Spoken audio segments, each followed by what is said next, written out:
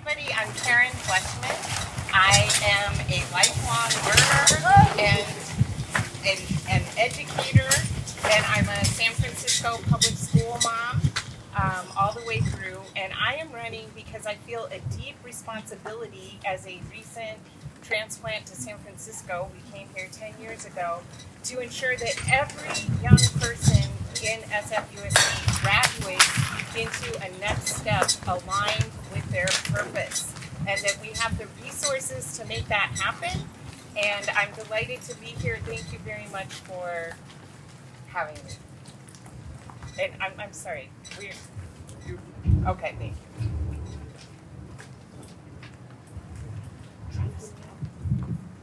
you. Can you do that on command? You can just make the wind blow? That was incredible. Should I go? Hi, my name is Ann Shu. I'm a current school board member appointed by the mayor to replace the 3 recalled school board members. My background is in business, so I am running to keep this seat so that I can bring my business experience to the school board and to the district, namely fiscal responsibility and operational excellence. If you don't do that in business, you go out of business. Unfortunately, it doesn't work that way in government and in school districts, but it needs to. So that's what I hope to bring with my background. Secondly, I'm a first-generation immigrant. I think I'm the only one on the board right now who's a first-generation immigrant, who brings values from that community, which is immigrants come to the United States for a better life, not only for themselves, but for their children. And we value hard work, academic excellence, and we want our children to have a good education so that they can make a better life for themselves in this country than we can. And lastly, I have twin boys who are in SFUSD. They're rising juniors in high school, and while they're both Chinese and they're twins, they are polar opposites. So I have diversity in front of me every day in talent, interests, and strengths. And I want to honor every one of them, every one of our kids in the school district, so that we can foster each one and pursue their own path in life.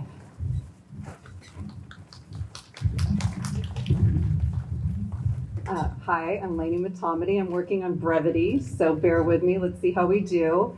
I also am one of the appointed Board of Education Commissioners by Mayor Breed in March. I'm honored to serve, and my background and my values align with the fact that I was raised by public education teachers in Los Angeles Unified. And so I grew up in classrooms, supporting classrooms, helping my mom prepare her materials, and I saw how hard our teachers work.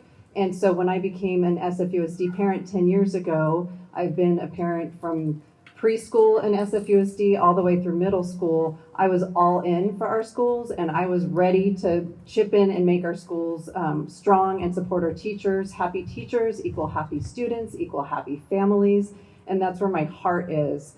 As I got more involved, I was brought into district committee work and ended up co-chairing a budget committee that oversees about $80 million that the city so generously gives to our district each year. And frankly, I was appalled. It was totally different than what I experienced in the school sites. The priorities were not aligned with what our teachers and what our families and what our students need. And I got more and more involved, and you saw that come before the whole public during the pandemic. And so I continued to get involved, raise my voice, and work for transparency, accountability, and frankly, I'm about fiscal responsibility, student outcomes, and community engagement, and bringing in community voice to our decision making. So I'm really excited, I'm really honored, and I'm thrilled to have your ear right now. And look, time's up. Thanks. Hi, everyone. My name is Lisa Weissman Ward, and I am the third of the 3 appointed commissioners by Mayor Breed following the recall. I am the product of public education. I am an educator myself, and I come from a family of educators. My father, a Black Jamaican, was a high school teacher, a high school vice principal, a high school principal, and then in fact a superintendent. My mom, a white Jewish woman, was a law professor, is a law professor. I myself am in education. I'm I'm the Associate Director of the Stanford Law School Immigrants' Rights Clinic, where I engage in deportation defense work and asylum and refugee work. And I teach, I mentor, I supervise, and I work to cultivate young, brilliant minds so folks can go out into the world and lawyer. But probably most relevant to why I'm here today, I'm a parent. I'm one of y'all. I have 2 kiddos in the district, rising 2nd and 5th grader. And I'm here because I saw what the last couple years have done to our students and families. And I saw the breakdown of trust, and I'm committed to restoring that trust. And in the 4.5 months, 5 months that we've been on the board, we've done some really great things. We passed a balanced budget. We hired a phenomenal superintendent. We're bringing new revenue to the district from the state. We're creating a transparent and community-driven process to elevate and analyze all of our high schools. And so I am looking forward to the possibility of being able to do that for 4 more years. Thank you.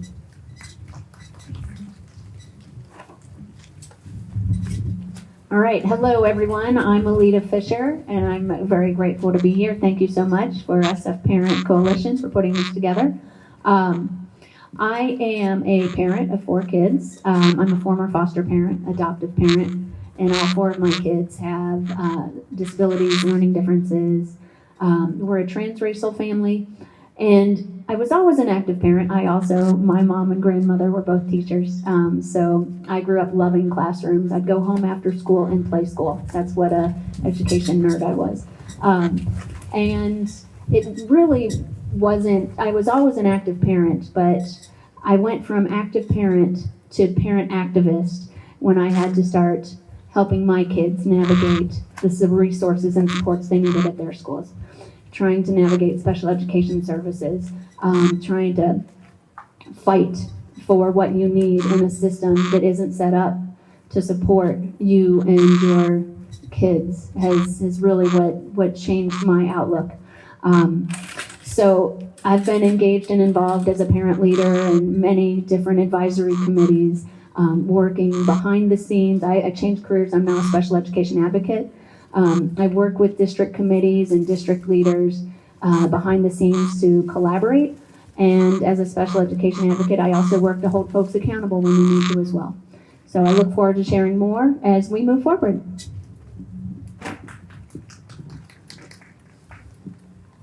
Thank you so much. And so next up, we will have questions asked by our parent leaders and youth. Chanel?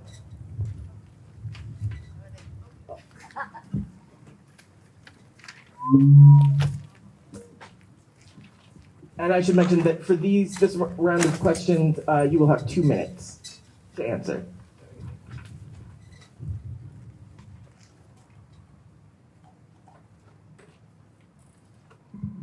Hi. Oh my God, it's when?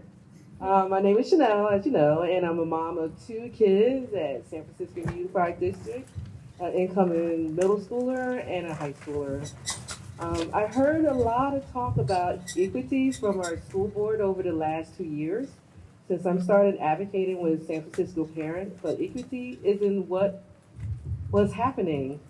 The data being released now shows a widening gap in student outcomes, not closing. I want the school board to change and actually focus on what can be done to make sure our kids won't be marginalized or left behind. I want to know if you're going to be more like the old board with lots of flip services, or if you're going to do things differently now. If you win the seat in November, what actions will you take during your term to have a true focus on equity in education at San Francisco Unified School District? And how will you hold the district accountable to keeping that focus? Thank you. Thank you, Chanel. We're gonna sing. So my focus is going to be on 2 things. One is restorative practices in every school, K through 12, to create learning communities within the school and to help the students who are coming back and they're experiencing a lot of social awkwardness and difficulty integrating back into school So I think that's what's resulting in a lot of the behavior challenges and some of the behavior that we're seeing. I worked for a great youth workforce development program where we did everything in learning communities with clear standards of behavior and helping the students give feedback to each other. My other focus will be on high school. I want every single SFUSD student from 9th grade all the way through 12th grade to have summer experiences and year-round apprenticeships, internships, connections to employers, and connections to college access programs. And making sure that those programs are equitably distributed and not concentrated in one area. That is going to be, I want every single SFUSD graduate to have a next step when they graduate into a job, into a union, into college that is aligned with their purpose.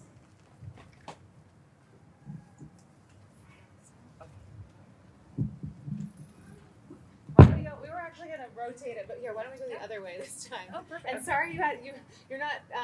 Next time we'll make someone else start first. Sorry, Karen. Oh, no worries, no worries. All right. So as far as actions, this has been my past decade. I've been serving on advisory committees and working behind the scenes with the special education department, the LCAP task force, right? All kinds of different organizations just to address these widening outcomes. I think what I'm most proud of recently over the past decade, actually. Okay. Wait. Oh, there we go. We're back. My advocacy and my big push has been about reading, right? The data in our district shows that half of our students are not proficient readers. And that has got to be one of the most basic functions of our school district, to teach our children to read. And so I've been doing work with various committees, various departments to provide Tier 3 reading interventions, Inspire and Wilson, to implement phonological processing pilot programs, to meet with curriculum and instruction this year to actually change practices with our Tier 1, with our Gen Ed reading curriculum. And how this changes outcomes is we all know about the school to prison pipeline, I hope. If not, I'd be happy to share more resources about it later. So it's really, joyful proficient reading is important by 3rd grade. Understanding how to read is important by 3rd grade because we stop teaching kids how to read in 3rd grade. We start teaching them how to choose the reading skills for larger comprehension. So our kids, in order to be ready for middle school, high school, everything else, to reduce that anxiety, depression, there's a lot of research about the comorbidity, the relationship between kids who can't read and depression and anxiety. And these manifest in so many different ways and cost us so much money. You know, if we taught kids to read in Gen Ed, we wouldn't need literacy coaches at our schools. We could hire more social workers, more counselors, more school psychologists. So that's what I've been doing and what I will continue to do.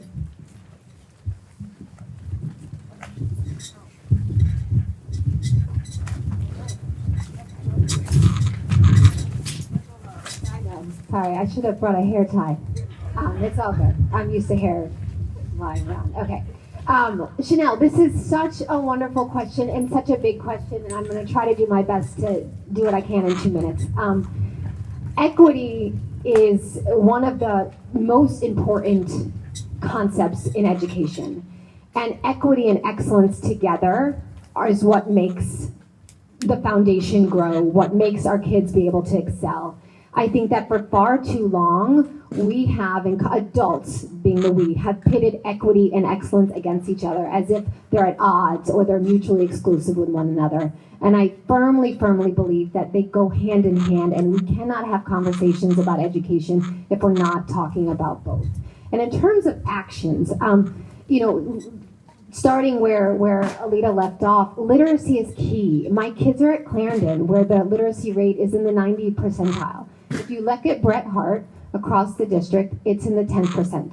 That is not okay. It's not acceptable. It's ridiculous. It's offensive. We're a single district. I have a girlfriend who moved to the Chicago area and was looking about where to live. I want to be in a good school district.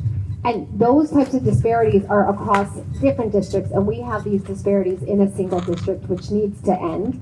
So I think we need to look at teacher retention. Why is there so much transition amongst these schools that don't have the same rates of performance? We need to look at resources that are available at each school because they're not the same. They're just not, and we can't pretend they are.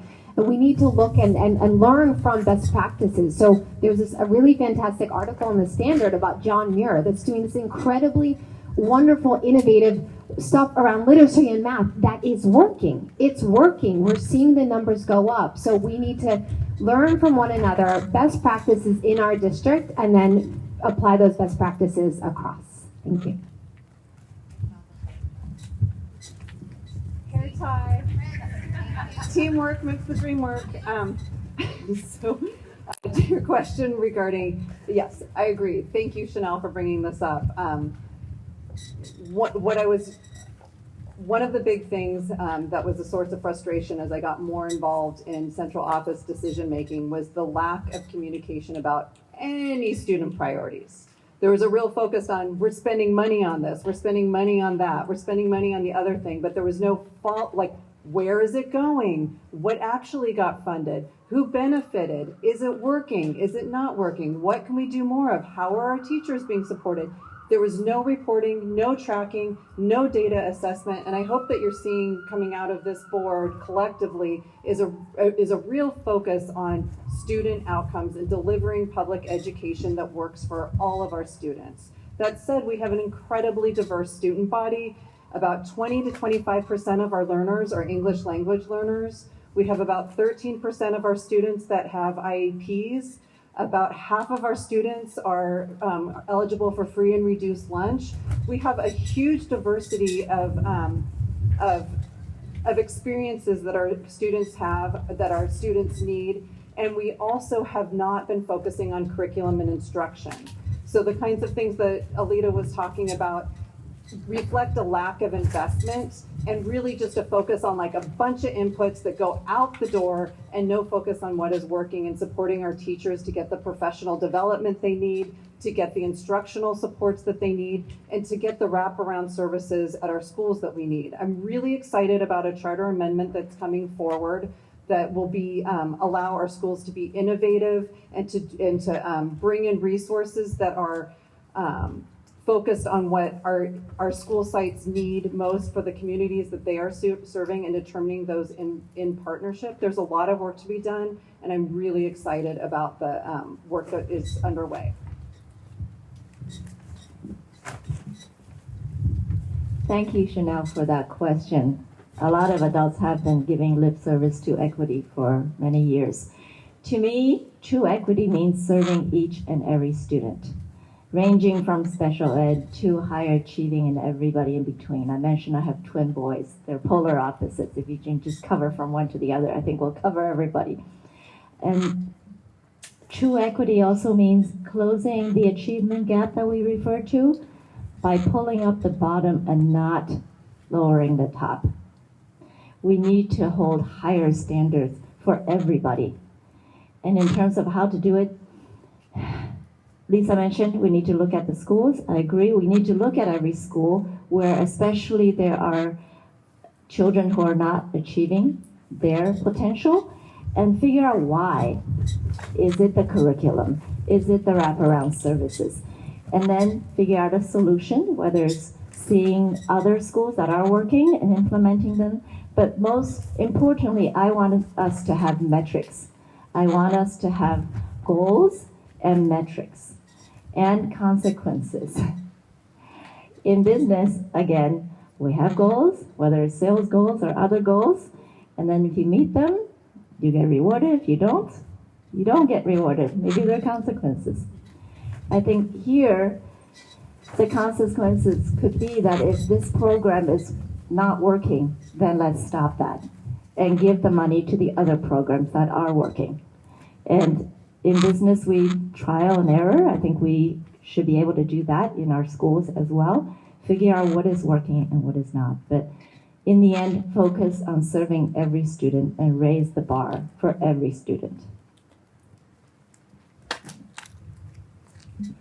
Thank you, candidates. And next, our next question will be asked by another one of our amazing parent leaders, Selena Chu.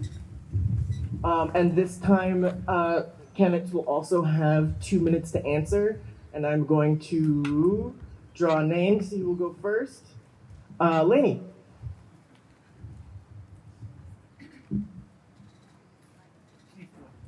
Oh yeah, it doesn't reach that far. So hello, my name is Selena Chu. I'm an SFUSD parent of two, both at SFUSD. Oh, sorry. San Francisco parents face mounting uncertainty and struggles surrounding our district. It has been plagued by administration that repeatedly display questionable actions. The API, sorry, no, I need a hair tie. The API communities were mislabeled and used as an inconvenient scapegoat, in my view. I trust the school district before and believe SFUSD will do their jobs. With so much upheaval and drama over the last 2 years, we need a school board that is committed to prioritizing student needs, not adult ideologies. Parents want to see a board that is focused on an effective governing role, working collaboratively with the superintendent, supportive of expert staff, and seeing parents as partners in their child's education.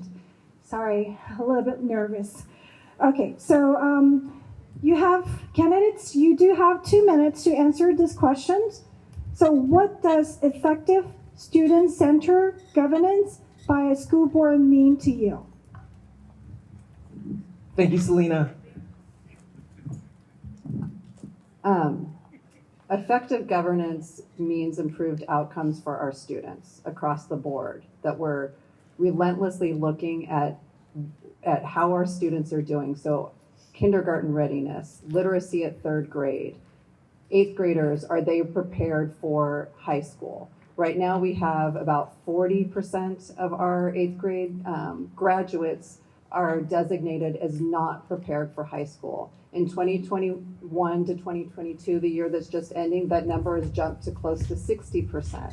These are the kinds of things that we need to be relentlessly focusing on and looking at what are we doing, what are the adult failures getting in the way of our students not succeeding. I fully believe that our students are capable, have the aspirations, have the aptitude, the ability to be successful, but we as adults need to do the work to support them. And that means investing in our educators, listening to our students and families, going out into community, working with our school site councils, really building out what is supposed to be the strategic planning process around our budget priorities through our local control accountability planning process, which means we're supposed to be getting input from our school sites, educators, teachers, families, students, as well as the community about what is working, what isn't working, where we need to spend more time, where we need to spend less time. So as a board, we are committed to coming together and governing more tightly, more clearly, aligning our budget so it follows our priorities instead of, and making the investments that are needed, and to finally, on an ongoing basis, looking at how we're doing and tracking how we're doing. Oh, should I go? Okay. Oh. I thought you were going to ask for your hair tied back. I'm glad you didn't. Thank you, Selena, for this question. What does effective governance mean to me? It means transparency. It means accessibility. It means improved outcomes for all students. It also means the board staying in our lane, which I think has been a little bit confusing in the past. So just break down a little bit more about what I mean when I say each of those things. So transparency. We have to know what's happening. As parents, as families, as caregivers, we have to understand why our decisions being made. We may not always agree with them, but we have to understand why they're being made, what the reasons are. And when that happens, then there's a place for engagement. There's a place for parents to push back when it's appropriate. There's a place for parents to say, okay, I get it, I understand now. But without that transparency, we just can't have engagement. Accessibility. Parents and caregivers and educators need to be able to engage with the district. And that's not, I mentioned this in my questionnaire, but like that's not the podium at 555 Franklin Street. And it's not accessible for most families. It in fact is really a gatekeeper to a lot of voices. And so we need to make sure that parents and caregivers have an opportunity to engage and to listen and to share inputs. We have such an amazing community with experts. Y'all are experts in your own rights, and I think being able to learn and grow from one another is really important. And that means we're going to be able to govern better. Outcomes. I won't say more. Lainey said it all in terms of outcomes. If we're not focused on our student outcomes, we're not governing well. Our job is to make sure student outcomes improve and that students succeed. That is our only job. And that leads me to the last thing, which is the board staying in our lane. We have a very specific and actually pretty narrow directive. And I think it's gotten pretty messy in the past. And that has made us not be able to focus on student outcomes. And if we can tighten things up, do the job that we're assigned to do, support staff in doing the job that they're experts in, I think that we're gonna be able to govern better. And we have a 9 to 5 meeting tomorrow all about governance. So that's where we'll be. You're welcome to join. I'll be there. So great question. Thank you very much. Student-centered governance. I think it's important, transparency, accountability. Thank you so much for everything that you've said so far. I think it's really important for us to recognize that our budget needs to reflect our priorities and our values, right? If we don't fund it, it won't happen, right? In the past, we've done a lot of performative, so governance needs, the school board has one employee, the superintendent, and the superintendent is the boss of all the other employees, and the board passes the budget. Those are the two big priorities that the board has. So making sure that the budget is a value statement. We're funding what's critically important to bring student outcomes to where we want them to be, and to make sure that the board is working with the superintendent. That's the job of student-centered governance right there. Writing resolutions is great. I've participated in some of that in the past, but in reality, the majority of our resolutions are unfunded mandates. It comes down to making sure that the things we value are in our budget. And so for me, tying student outcomes to student mental health, student academic success, as a special education advocate, that's what I do student by student, school by school, day by day.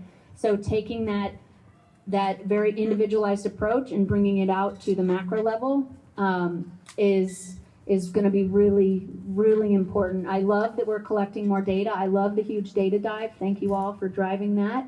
And I think we still have a lot of areas where we need to collect better data. I'll go back to reading, right? That's one of my big issues. F&P scores don't give us the data we need to know how well our students are actually reading.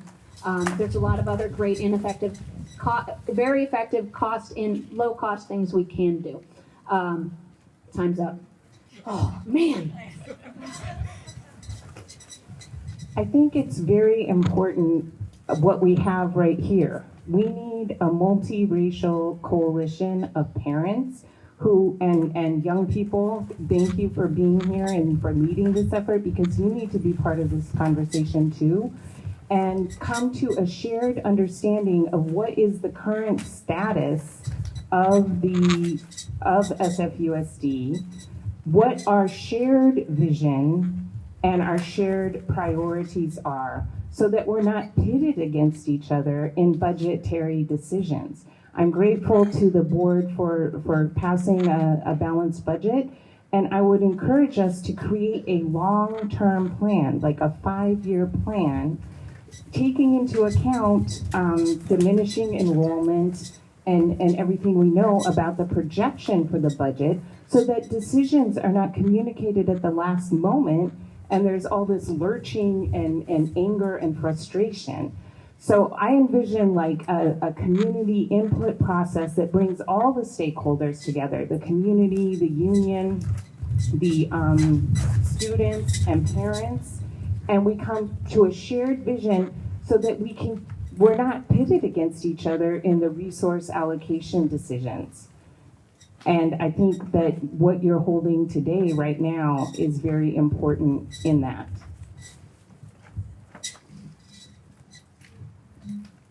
Thank you, Selena, for the question of what I understand student-centered governance means. Again, I come from the business world. Every company has a board of directors. We're like the board of directors for the school district.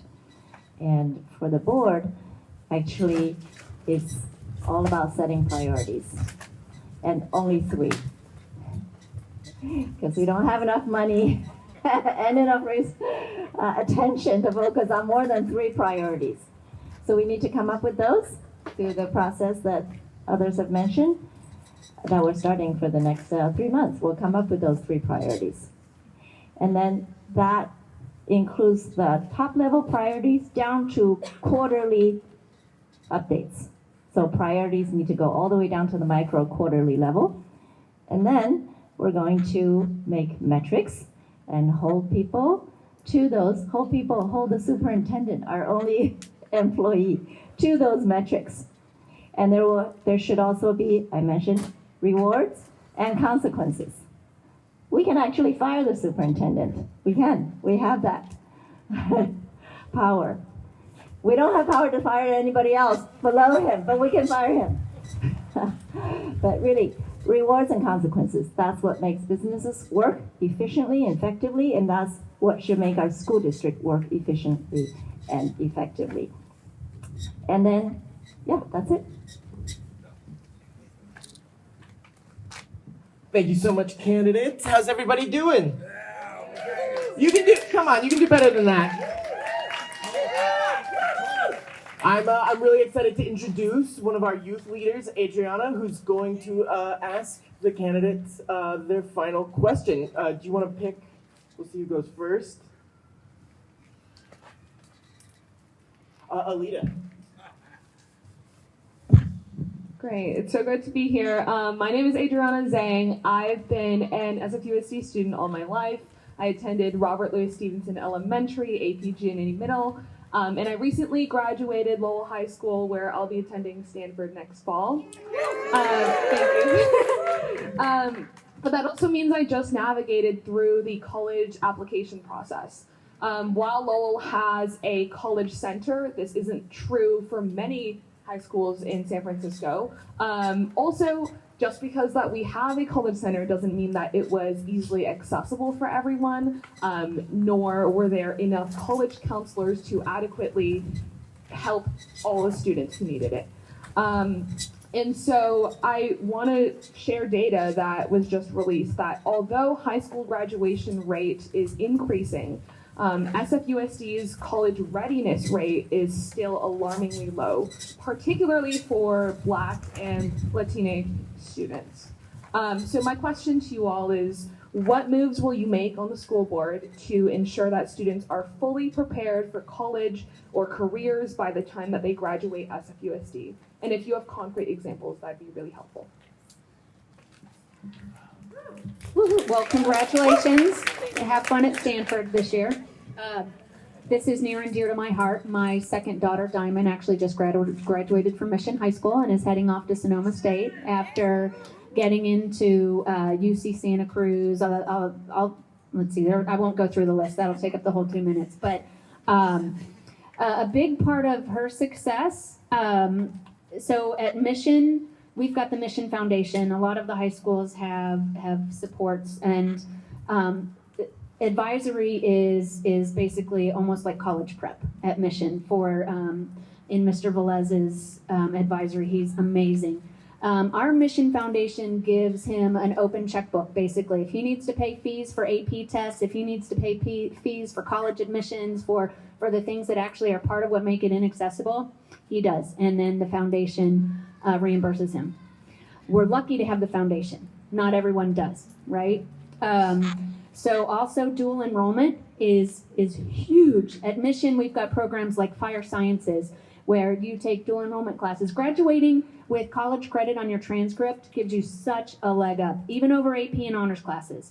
So look into dual enrollment programs at your high schools, folks. I think Lincoln is opening an ASL program this year, American Sign Language, which will be really cool, right? So, but the beauty of that is, so our Fire Sciences program, for example, prepares kids for pre-med. But also, kids graduate with everything they need to work as EMTs in the city. So if you want to go on to college, you've got a leg up there. If you want to graduate and earn a livable wage here in the city, you've got that there too. So we need more pathways like that. I don't have time to talk about what we need to do in middle school and elementary school to make sure that everyone comes in prepared. That's a whole nother topic. But as far as graduation, congratulations. I come from the field of youth workforce development, and I previously worked for Year Up, which prepares young adults who don't have a college degree for careers in technology. I was also a consultant to SEO Scholars, which is a college access program. And for both of these programs, I was in charge of community outreach, so going out in the community and identifying students. And what I found is that there's a lot of actual college access nonprofits in San Francisco, but they're scattered all over the place and they're competing to get the same 8th graders. I think they should be co-located with specific high schools and adding wraparound services so that folks don't have to go across town to go someplace else after school, but can access those services right at their high school. I also believe strongly in career and technical education. I used to be a big college for everybody person, but I got very jaded on college when I saw the statistics around actual graduation rates and student debt loads and things like that. I believe in connecting, as I mentioned, my vision is that from 9th grade all the way through 12th grade, every SFUSD student should have a series of experiences, summer jobs, internships, apprenticeships, college access programs if that's what they want, and then they graduate. Every single graduate should have their next step. And there's no reason why in a city that people move to from all over the country and all over the world for the limitless career opportunities, SFUSD graduates should be first in line for those opportunities and they should be prepared for them. So this is going to take everyone, employers, government, OEWD, DCYF. We're going to need philanthropy. We're going to need the colleges and universities that are here in San Francisco to host students. And like you said, take college classes while they're in high school. But I know we have the resources and we can do it. Thanks. Congratulations. Although Berkeley, yes, your classmate there. Yes. So I mentioned I have twin boys who are rising 11th graders. They're polar opposites. One is very academically inclined and the other one not so much, but has a lot of other talents.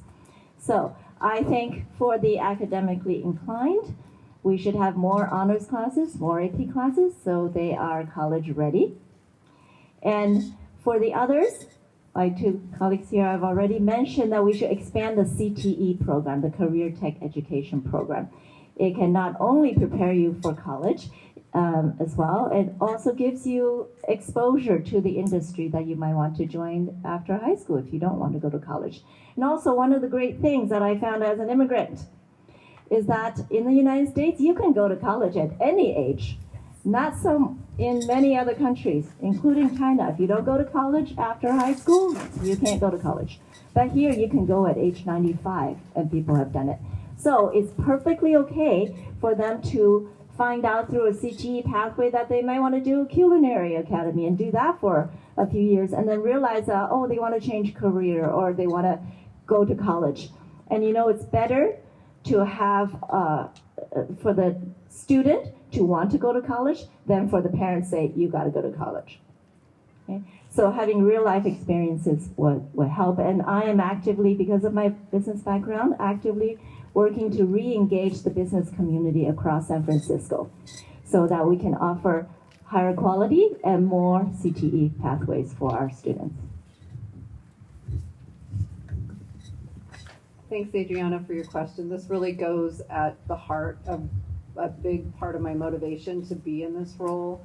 I think if we're looking at high schools and we're seeing a disparity between a graduation rate of around 88%, but a college and career readiness percentage of about 65%.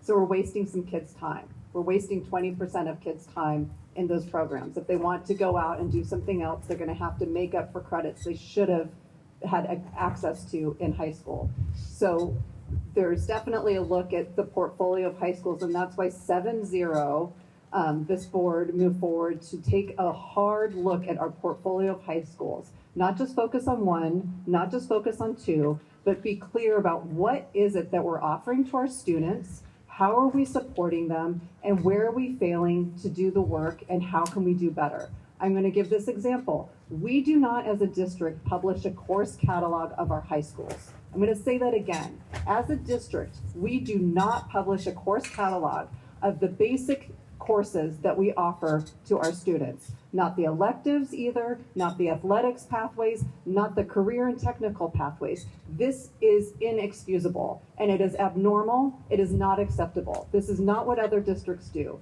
So we need to daylight what we are committing to as a baseline and where the opportunities are for kids who want to plug into different kinds of pathways, whatever they may be. So that, looking backwards, K through 8, I also looked at kindergarten readiness. We don't have huge disparities in kindergarten readiness, but we do see a huge decline in on-track, on-grade performance in certain student population groups, whether they're English learners or our Black students or other student categories. That means we're not doing something well in our schools, and we need to take a hard look at how we're serving all of our students. So it's a K through 12 as well as a look at what's happening for our graduates as well. Thank you, and come visit me on campus, Adriana. I appreciate the question. So what moves will I make? There's a couple moves that I would make. First, this goes back to an earlier question, which is about transparency and accessibility. I do think there's actually a lot of amazing programs happening at our high schools that students and certainly their families have no idea about and cannot access or don't know how to access. So part of it is just illuminating our communities about, oh, this is happening and this is how you can get involved. And then we just need to do more. We need to have more, and it needs to be equitable. So the fact that there are amazing programs at some schools and none at others is a big problem.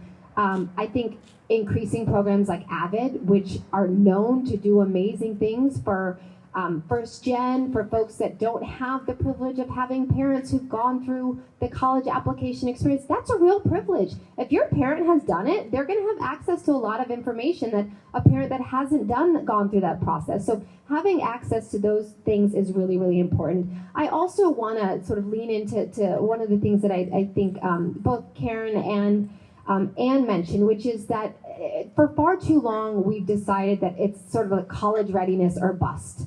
And that while there is sort of some lip service to, or you can also be career ready, we're really prioritizing and putting a real value on college over everything else, which I think is unfair. There's a lot of different intelligences. If someone said, Lisa, go fix that plumbing issue, I would have no idea what to do.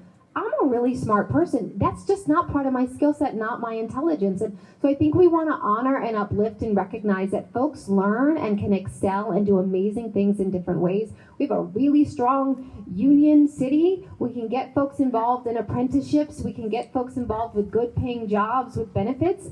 If that's the path that they choose. And we need to celebrate and honor that, not just, in addition to celebrating and honoring the folks that are going to Stanford. Congrats.